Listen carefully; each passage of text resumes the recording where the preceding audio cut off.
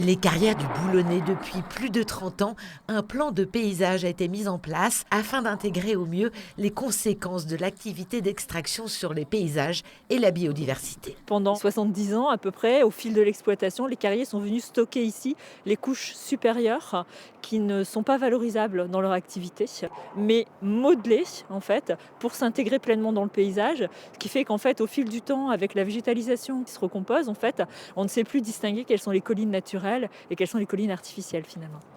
Ces plateaux allongés aux pentes douces descendant vers la mer sont modelés par les 4 sites d'extraction, un mélange de minéraux étonnamment riche pour la biodiversité. Si on regarde, on a au moins peut-être 10-15 espèces sur 1 m². On a des fraisiers sauvages, on a de la brunelle, enfin on a pas mal de choses en fait.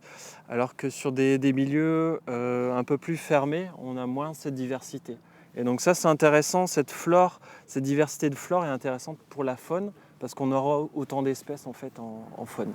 Et parmi elles, certaines sont rares, comme le crapaud accoucheur ou le hibou grand-duc, réapparu ici dans les années 2000.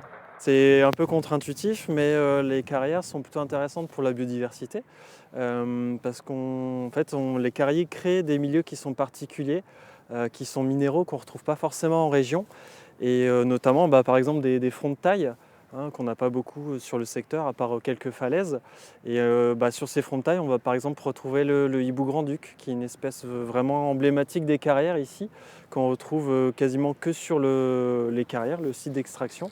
Résultat d'un plan de paysage signé il y a 30 ans entre les carriers, les collectivités locales et l'État. Aujourd'hui, le bassin carrier de Marquise souhaite ouvrir son patrimoine historique et naturel. Des sorties VTT et des sorties nature autour de la faune et la flore seront proposées au grand public et aux scolaires.